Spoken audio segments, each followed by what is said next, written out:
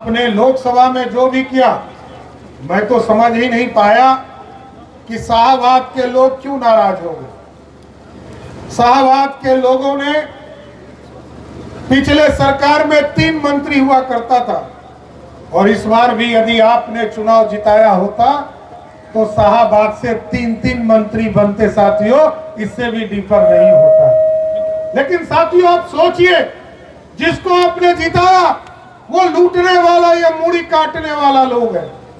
वो कोई बिहार के विकास की चर्चा नहीं कर सकता, विनाश की ओर ले जाने वाले लोग। इसलिए हम साथियों आग्रह करने आए, एक एक वोट 13 तारीख को जब वोट पड़े तो आप विकास के नाम पर और इस पूरे शाहबाद को मुख्य धारा में ले जाने के हमको काम करना चाहिए। आज देश के यशस्वी प्रधानमंत्री आदरणीय नरेंद्र मोदी के नेतृत्व में देश विकसित हो रहा है और दुनिया में रामचंद्र की आज यहाँ तरारी विधानसभा के आज इस एनडीए प्रत्याशी के नामांकन समारोह में और हमारे प्रत्याशी विशाल प्रशांत उर्फ सुशील पांडे जी के नामांकन समारोह में उपस्थित भारतीय जनता पार्टी के प्रदेश के अध्यक्ष आदरणीय दिलीप जायसवाल जी, जनता दल यूनाइटेड के राष्ट्रीय कार्यकारी अध्यक्ष हमारे साथी मित्र और राज्यसभा के सांसद आदरणीय संजय झा जी, इस मंच पर उपस्थित वरिष्ठ मंत्री आदरणीय प्रेम कुमार जी, मंगल पांडे जी, संतोष सिंह जी, जयंत जी, सुमित सिंह जी, शीला मंडल जी, सम्मानित मंच और मंच के सामने उपस्थित तमाम भाइयों, बुजुर्गों, नौजवान साथियों, छोटे छोटे बच्चों और माताएं बहनों, आज हम लोग आग्रह करने आए हैं साथियों, बिहार में 4 सीटों पर उपचुनाव हो रहे हैं और एनडीए के प्रत्याशी के तौर पर आज पहला नामांकन सुशील पांडे के द्वारा आज आपके बीच में किया जा रहा है और हम लोग आग्रह करने आए साथ, सरकार आदरणीय नीतीश कुमार जी के नेतृत्व में बिहार में चल रहा और आगे भी 1 साल तक बिहार को ठीक करने का काम आदरणीय नीतीश कुमार जी करते रहेंगे। लेकिन जनता मालिक होती है और जनता के बीच में हम वोट मांगने आते हैं और आज नींव डाल रहे हैं। आज 22 तारीख को हम नींव डाल रहे हैं कि भारतीय जनता पार्टी और एनडीए के उम्मीदवार सुशील पांडे को 13 तारीख को एक एक वोट देने का आग्रह करने आए।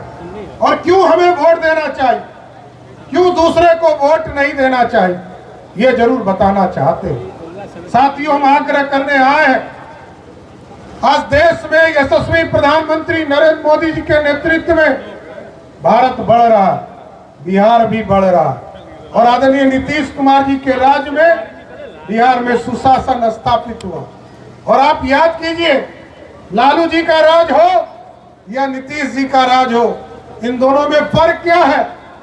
पहले लालू जी के राज में सत्ता सीएम हाउस से अपराधीकरण होता था और आज नीतीश कुमार जी के समय में न्याय के साथ विकास का काम चल रहा है साथ। और आज देश के यशस्वी प्रधानमंत्री नरेंद्र मोदी जी के नेतृत्व में आज बिहार जैसे राज्य को जो पैकेज मिल रहा है, ये एक बड़ा योगदान है। और ये डबल इंजन की सरकार आपने देखा, अब डबल इंजन की सरकार का स्वरूप बड़ा स्पष्ट है। आज हमको लगभग 60,000 करोड़ रुपया मिला है साथी, रोड बनाने के लिए, हॉस्पिटल बनाने के लिए, हमें एक्सप्रेसवे बनाना है। लेकिन यदि आपका आशीर्वाद नहीं मिलेगा ये कैसे बनेगा। आपने लोकसभा में जो भी किया, मैं तो समझ ही नहीं पाया कि शाहबाद के लोग क्यों नाराज हो गए। शाहबाद के लोगों ने पिछले सरकार में 3 मंत्री हुआ करता था और इस बार भी यदि आपने चुनाव जिताया होता तो शाहबाद से 3-3 मंत्री बनते साथियों, इससे भी डिफर नहीं होता। लेकिन साथियों आप सोचिए, जिसको आपने जिताया वो लूटने वाला या मूड़ी काटने वाला लोग है। वो कोई बिहार के विकास की चर्चा नहीं कर सकता, विनाश की ओर ले जाने वाले लोग। इसलिए हम साथियों आग्रह करने आए, एक एक वोट 13 तारीख को जब वोट पड़े तो आप विकास के नाम पर और इस पूरे शाहबाद को मुख्य धारा में ले जाने के हमको काम करना चाहिए। आज देश के यशस्वी प्रधानमंत्री आदरणीय नरेंद्र मोदी के नेतृत्व में देश विकसित हो रहा है और दुनिया में एक सुपर पावर के तौर पर हम खड़े हो गए साथियों। आज दुनिया में देखिए 240 सीट पूरे देश के लोगों ने लोकसभा में जिताया और बिहार में भी 75% सीट हम जीते। लास्ट फेज में ही 8 में 6 हार गए, नहीं तो हमारा तो 40 में 40 सीट जीतने का शौक था साथियों। लेकिन वो सपना आगे जरूर आप पूरा कीजिए, यही आग्रह करूंगा साथियों। और आज देखिए इस देश और दुनिया में नरेंद्र मोदी जी को खोजा जा रहा है। पहले भारत को लोग खोजता था, नहीं खोजता था। आज दुनिया में यूक्रेन और रशिया का लड़ाई हुआ, आप याद कीजिए, भारत के बच्चे फंस गए थे। भारत के बच्चों को निकलने के लिए जब मोदी जी ने फोन किया तो मोदी जी को पुतिन जी ने फोन करके कहा कि भारत को बच्चों को पहचानूंगा कैसे मोदी जी? तो मोदी जी ने कहा कि जिस बच्चे के हाथ में तिरंगा होगा वही भारत का बच्चा होगा। साथियों ऐसी ताकत दिया इस मोदी सरकार ने। आज दुनिया में यूक्रेन और रशिया का युद्ध हो रहा।